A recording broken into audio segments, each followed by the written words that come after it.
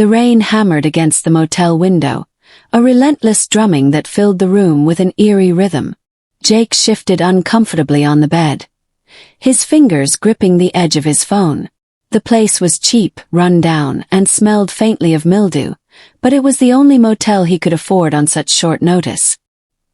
He had driven nearly 6 hours, exhausted from a long week, hoping to get some rest before heading to his cousin's wedding in the morning. The front desk clerk had barely looked up when handing him the key. "Room 332, he had muttered, sliding the worn metal tag across the counter. Then, as Jake turned to leave, the man hesitated. "Oh, and if you hear anything from the room next door, just ignore it." His voice had dropped to a near whisper, but the words clung to the air like cigarette smoke. Jake had laughed it off, thinking it was some kind of joke, maybe a warning about noisy neighbors. But now, lying in bed, staring at the water stains on the ceiling, he couldn't shake the unease creeping up his spine. He told himself it was just exhaustion, just his mind playing tricks on him. And then he heard it. Soft, muffled sob. Jake froze. His first instinct was to dismiss it. Probably a TV on too loud or someone on the phone. But as the seconds passed, the sobbing grew clearer. It was coming from the room next door.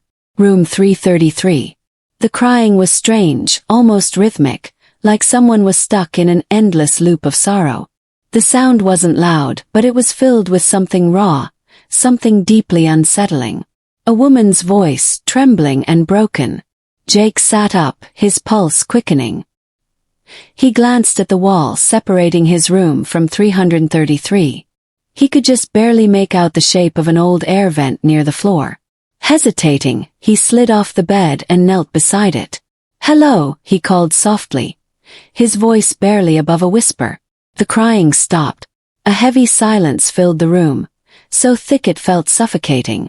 Jake swallowed hard, suddenly regretting speaking at all. His hands clenched into fists as he waited, heart pounding. Maybe she just hadn't heard him. Maybe. Faint scrape. Like nails dragging lightly against the other side of the vent. Then a whisper. Low, hoarse and chilling. "Don't look." Jake jerked back, his breath catching in his throat. His body screamed at him to move, to grab his keys and leave, but his legs felt frozen in place. The air in the room had turned ice cold. Another whisper. More urgent this time. "Don't look." Something shifted in the darkness beyond the vent. A shadow, just barely visible, moving against the dim glow from the hallway light that leaked under the door. Jake's mind raced. What was happening? Was this some kind of prank? Sick joke? He wanted to believe that. He needed to believe that. But deep down he knew. Something was in room 333. And it was watching him. Jake's breath came in short, uneven gasps as he pushed himself away from the vent, his back hitting the bed frame. His fingers dug into the rough carpet, his mind scrambling to make sense of what he had just heard. The whisper hadn't sounded threatening, but there was something deeply unsettling about the way it had come through the vent, like whoever was on the other side wasn't speaking so much as pleading. He forced himself to move, grabbing his phone from the nightstand. The screen lit up, the glow casting sharp shadows across the room. No messages, no missed calls. Just the time, 2:43 a.m. Too late for this. Too late for whatever was happening in the room next door. A part of him wanted to be rational.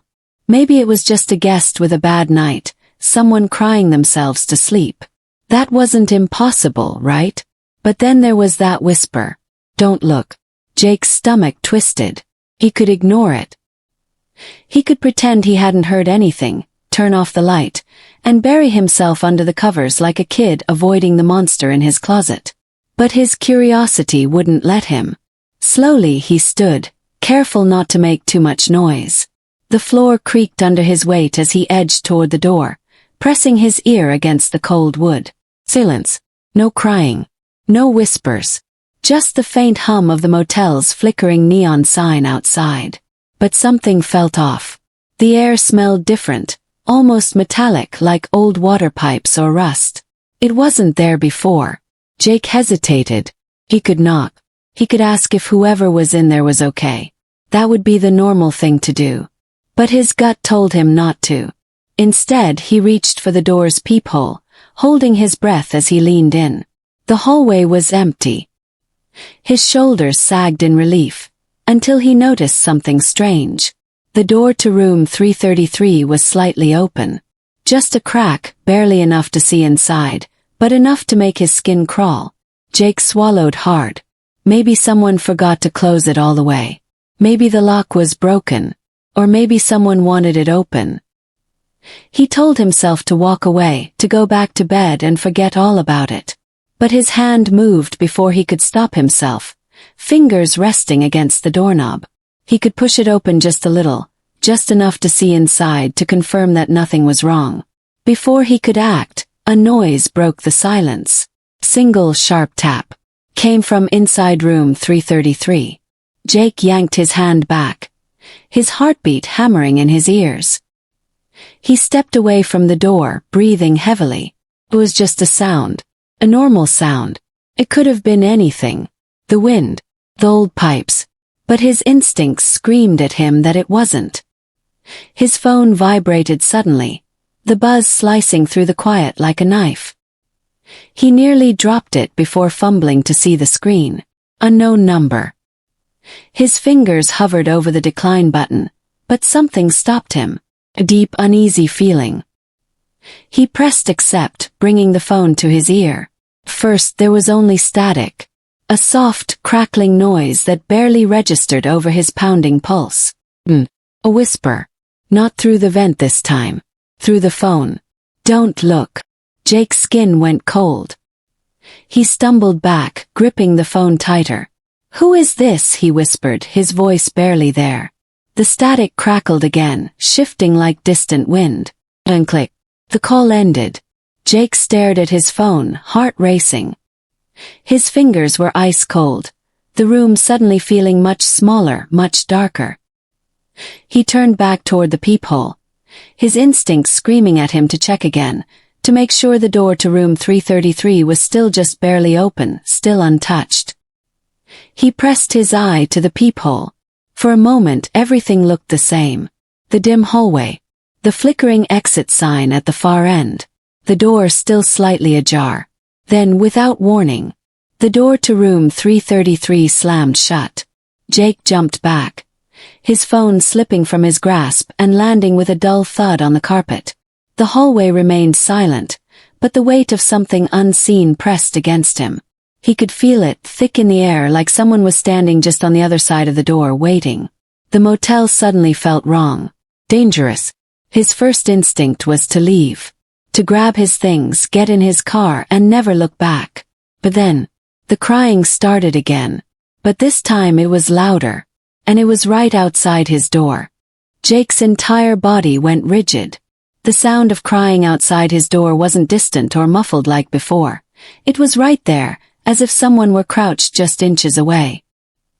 He backed away slowly, his legs feeling unsteady, heart thudding so hard it nearly drowned out the sound. The sobs were heavy, broken, like whoever was out there was in pain. Woman. The same voice he had heard through the vent. Each shaky breath, each choked whimper sent ice through his veins. Jake reached for his phone, his fingers barely managing to grip it. His mind screamed at him to call someone, anyone, but who? The motel clerk. The police. What would he even say? There's a crying woman outside my door, and I think she's the same one whispering through my vent. Sounded ridiculous. He forced himself to move closer to the door, just enough to peek through the peephole again. His breath caught. The hallway was empty, but the crying was still there. Jake's stomach twisted. His hands trembled as he grabbed the lock, hesitating. He shouldn't open it. Every instinct told him not to. But another part of him, the part that couldn't let things go, needed to know. He had to see. Slowly, carefully, he unlocked the door. The crying stopped instantly. The silence was worse. Jake's fingers hovered over the doorknob, barely touching it. He felt lightheaded, like the air had been sucked out of the room. He swallowed hard, then with a deep breath, He turned the knob and pulled the door open just an inch. Nothing. The hallway was as empty as before, stretching out in both directions. The flickering exit sign buzzed softly in the distance. The door to room 333 remained shut, just as it had been since it slammed earlier. But something felt wrong. The air outside his room was heavy, thick, almost humid despite the motel's cheap air conditioning. And that smell, metallic, sharp like rusted iron, was even stronger now. Jake's fingers tightened around the door. He knew he should close it, lock it, pretend none of this was happening. But then he noticed something. There was a wet streak on the floor. Dark, almost black, smeared across the old carpet. It stretched from the space in front of his door to room 333. Jake's stomach churned. It looked like water, but something about it felt off. He crouched slightly, peering closer, but the longer he stared, the more unsettled he felt. His pulse spiked as he heard a sound, so quiet he almost missed it. Click. His eyes darted toward room 333. The door was still closed, but the knob, it was moving. Slow, deliberate turn. Jake's breath caught in his throat. He stood up fast, nearly stumbling backward into his room. The knob twisted further, creaking softly, and then, stop. Silence. Jake's hand shot out, gripping the edge of his door. His instincts screamed at him to slam it shut, to lock it, to put as much distance between himself and that room as possible. Then, from the other side of the door, a whisper. Closer than before. Why did you look? Jake's entire body went cold. He didn't think. He just reacted. He slammed his door shut and locked it, his breathing ragged. His hands shook as he stepped back, heart hammering against his ribs. For several long seconds nothing happened. Then footsteps. Slow, dragging footsteps moving away from his door. Fading. Heading back toward room 333. Jake didn't move. He couldn't. He just stood there waiting, listening. He barely even noticed how tightly he was gripping his phone until his fingers ached. After what felt like forever, the footsteps stopped. And then the crying started again. But this time it wasn't outside his door. It was inside his room. Jake couldn't breathe. The sound of crying, soft, broken sobs, was coming from inside his room. Not from the hallway. Not from the vent. But right there in the darkness behind him. His fingers trembled as he gripped his phone. His entire body locked in place. He didn't want to turn around.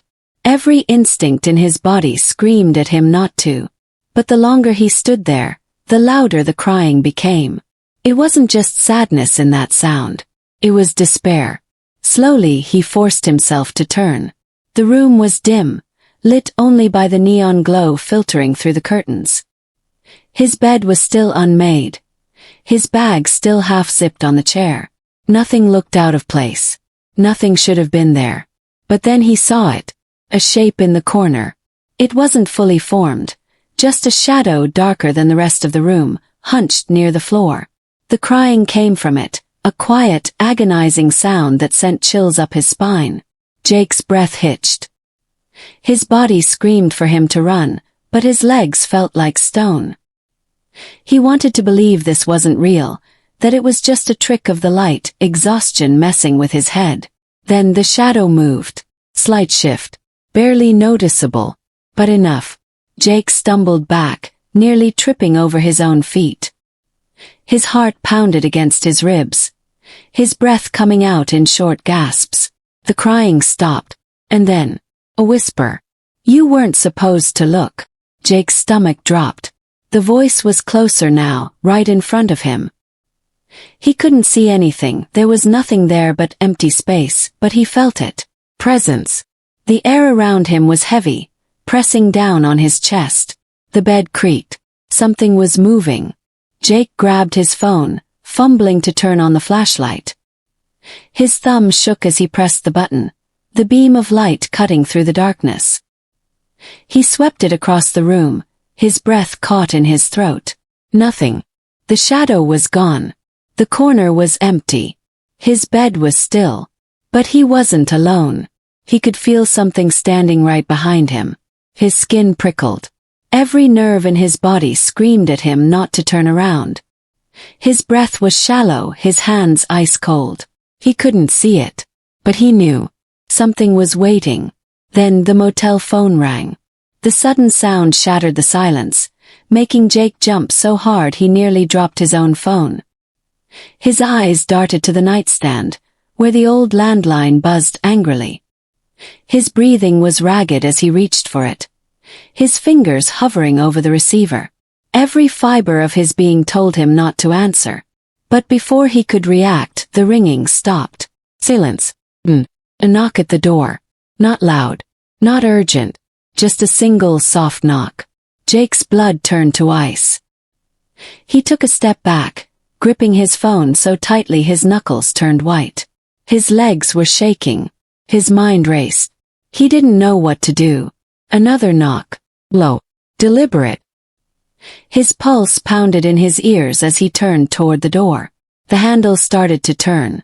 Jake's breath hitched as the handle turned ever so slightly, the metal clicking softly in the silence.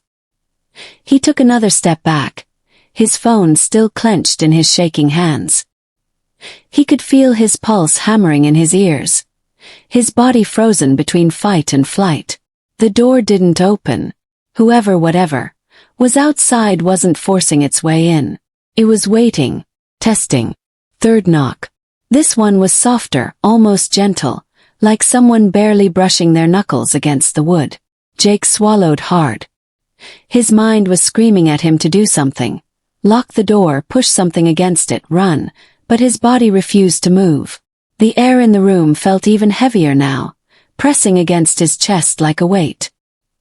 He could still feel the presence behind him, like something unseen was standing just over his shoulder. Watching. Waiting. Then the motel phone rang again. Jake jumped, the sound slicing through the suffocating silence. The old landline vibrated against the nightstand, its dull ring echoing in the room. His eyes darted between the phone and the door, his mind reeling. The knocking stopped. Jake forced himself to move, inching toward the nightstand with his breath caught in his throat. His fingers trembled as he reached for the receiver, his skin crawling as he pressed it to his ear. Static. Soft at first, then growing louder, filling his head like distant waves crashing on a shore. His grip tightened. He wanted to hang up, to drop the phone and pretend this wasn't happening, but something made him stay. Then, beneath the static, he heard it. Voice. Low. Whispering. So quiet he could barely make out the words. You let it in. Jake's blood ran cold. His hands went numb, and for a moment he couldn't move, couldn't think. And click. The line went dead. The silence in the room was unbearable now, stretching out like a void. Jake turned, his heart pounding against his ribs. The door was still shut. The handle wasn't moving, but something was wrong. The air smelled different. The sharp, metallic scent had thickened, filling the room like a dense fog. His skin prickled with an overwhelming sense of being watched, but he was alone. At least he thought he was. Then he noticed it. The carpet. The dark stain from earlier, the one that stretched from his door to room 333, had grown. It wasn't just a streak anymore. It had spread across the floor, seeping toward the bed. And it wasn't just on the carpet. There were footprints. Faint, wet imprints leading into his room. Jake's stomach twisted. He hadn't moved from his spot near the nightstand, but something had. And it wasn't him. A soft creak echoed from behind him. Closet door. Jake turned slowly, his breath coming in short, shallow gasps. The closet door was cracked open, just enough to see inside. Just enough for something to be looking back. His fingers tightened around his phone as he took a hesitant step forward. He didn't want to see. He didn't want to know. But his body moved on its own, drawn toward the dark space beyond the door. Then, just as he reached out, voice, right in his ear. You shouldn't be here. Jake spun, his back slamming against the closet door. His vision blurred. his heart slamming against his ribs as his breath came in ragged gasps. The room was empty. The door was still locked. But something was different. The bed, chair, his bag. Everything in the room looked the same, except for one thing. A mirror. His reflection wasn't moving. Jake's breath hitched.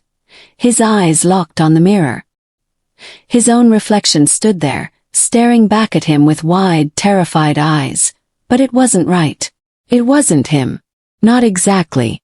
The reflection's lips moved, whispering words Jake couldn't hear. Its eyes darted to the closet door, then back to Jake, as if warning him, pleading with him. Jake's heart pounded, a cold sweat breaking out across his skin. His legs felt like lead, but he couldn't tear his eyes away. It was like he was caught in a trance, the edges of his vision blurring as the room seemed to close in around him. He took a shaky step toward the mirror, his fingers reaching out as if touching the glass could somehow make this nightmare end. The reflection mimicked his movements, but there was a delay, a fraction of a second where Jake moved, and his reflection lagged behind. Then the reflection's face twisted, eyes wide with terror. It mouthed a single word. Run. A sudden crash shattered the air. The closet door flew open, slamming against the wall with a force that rattled the window. Jake spun around, adrenaline flooding his veins. But the closet was empty. No shadow. No figure. Just darkness stretching back into the gloom. But the air was colder now, biting into his skin, and that smell, rust and decay, was stronger than ever. Jake stumbled back, his gaze darting between the open closet and the mirror. His reflection was still there, still watching him with desperate, terrified eyes. But now there was something else. Figure. Dark and indistinct, standing just behind his reflection, its face obscured in shadow. Jake's pulse thundered in his ears. He couldn't move, couldn't breathe. The figure in the mirror raised a hand, pointing past Jake toward the bed. Jake forced himself to turn, his vision swimming. The bed looked the same, rumpled sheets, his bag on the chair. But now there was something beneath it. Pair of eyes, wide, unblinking, staring back at him from the darkness under the bed. Jake's scream caught in his throat as the figure in the mirror lunged, shattering the glass in a spray of shards. The room plunged into darkness, the lights flickering and dying in an instant. Jake stumbled back, his feet tangling in the sheets as he fell to the floor. The air was suffocating, cold seeping into his bones as whispers filled the room. Soft, angry, pleading. Don't look. You shouldn't have come. You let it in. Jake's head spun, his vision blurring as the shadows closed in around him. He could feel them pressing against his skin, clawing at his mind. And then silence. Jake blinked, the darkness lifting like a veil. The room was quiet, the lights dim but steady. The mirror was intact, his reflection normal, just his own pale face staring back. The closet door was closed. The bed was empty. Jake struggled to his feet, his legs trembling beneath him. He grabbed his bag, his fingers clumsy as he shoved his things inside. He needed to leave. Whatever this was, whatever had happened, it wasn't over. And he couldn't stay here. He rushed to the door, his hand gripping the knob, ready to bolt. But as he pulled it open, he froze. Standing in the hallway was the motel clerk. His face was pale, eyes wide and glassy. He stared at Jake, lips trembling as he spoke, his voice barely a whisper. You looked, didn't you? Jake nodded, words failing him. The clerk shook his head slowly, a shadow passing over his face. They always do, he murmured. That's how it gets you. Through the cracks, through the whispers. It feeds on your fear. Jake's mouth went dry. What is it, he managed, his voice raw.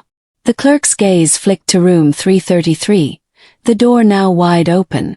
Darkness pooled inside, thick and impenetrable. A curse, he said. A trap.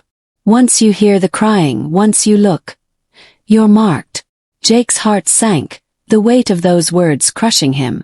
How do I stop it? The clerk's eyes met his, sorrow and fear etched into his face. "You don't," he whispered. "You run. And you hope it doesn't follow." Jake didn't wait. He bolted down the hall, through the lobby, out into the rain-soaked night. The wind howled, the storm raging as he threw himself into his car, the engine roaring to life. As he sped away, headlights cutting through the darkness, he glanced in the rearview mirror. And there, in the back seat, a pair of eyes stared back at him. Jake's hands clenched the steering wheel, his knuckles turning white as his breath came in quick, uneven gasps. His heart slammed against his ribs, drowning out every other sound. The road stretched ahead, slick with rain, the neon glow of the motel fading into the distance behind him. But he couldn't look back. He wouldn't look back. The air in the car felt heavy, pressing against his chest like an unseen weight. The engine hummed, the wipers rhythmically slashing across the windshield, but the real storm was inside his head. That feeling, that awareness, hadn't left him. He knew something was still there. Swallowing hard, he forced himself to glance at the rearview mirror. Nothing. Just the empty back seat, the faint reflection of the streetlights streaking past. His pulse slowed just a little, his grip loosening on the wheel. Maybe he was imagining it. Maybe the fear had burrowed too deep into his mind. But then, in the corner of the mirror, something shifted. Not a person, not a shape, just darkness, a distortion like the air itself bending. His breath caught in his throat. He blinked, his hands shaking as he wiped at his eyes. When he looked again, it was gone. His stomach churned. He needed to think. Needed to understand. The motel clerk's words echoed in his head. Once you hear the crying, once you look, you're marked. Jake gritted his teeth. He didn't want to believe it, but everything inside him screamed that it was true. Something had latched onto him, something that wanted him to look. But why? He drove aimlessly for hours, the rain easing into a drizzle as the night stretched on. He couldn't go home, not like this. He needed answers. At a red light, he grabbed his phone with shaking hands and started searching. Room 333. Crying. Motel curse. Dozens of results. Some urban legends, some forum threads filled with stories eerily similar to his. Travelers, strangers, people who had stayed in different places. Motels, abandoned houses, even their own homes, who had heard crying where no one should be. And they all said the same thing. The moment you look, it never leaves you. Jake exhaled shakily, his eyes darting to the mirror again. The back seat was still empty. But for how long? Scrolling through post after post, he found one that made his breath hitch. A man had checked into a motel decades ago. Room 333. He had called the front desk, terrified, saying someone was in his room. The clerk had told him not to look. But he did. The next morning he was gone. His belongings were there. The bed was unmade. But he was never seen again. Jake's stomach twisted. He wasn't going to disappear. He refused to be another story lost to the internet. His fingers hovered over the keyboard. He needed a way to stop it. A way to break this thing before it consumed him completely. One post stood out. A comment, buried under hundreds of others. Don't acknowledge it. Don't feed it fear. If it has no power over you, it fades. Jake read the words over and over, a flicker of hope sparking in his chest. Made sense. The fear, the panic, that was what it wanted. It needed him to be afraid, to see it, to believe in it. His jaw tightened. If that was the key, then he had to try. He turned the car toward the highway, heading toward his apartment. If this thing wanted him to notice it, then he wouldn't. The drive was eerily quiet. No strange whispers, no shifting shadows. Just the low hum of the tires against wet pavement. But he still felt it. Lurking, waiting. As he pulled into the parking lot, exhaustion slammed into him all at once. He hadn't slept, hadn't eaten. His body was running on nothing but fear and adrenaline. He stepped out of the car, locking it behind him. His steps slow and deliberate as he moved toward his apartment. He wouldn't rush. Wouldn't let it win. Inside, the air was still, heavy with silence. He locked the door, his hands steady, forcing himself not to check the mirrors, not to listen for sounds that weren't there. He changed into fresh clothes, splashed cold water on his face, and sat on the edge of his bed. Then he did the hardest thing of all. He closed his eyes. The presence was there, pressing against his skin, the air around him thick with unseen weight. He felt the prickle of something standing just out of sight, waiting for him to acknowledge it. He didn't. Minutes passed.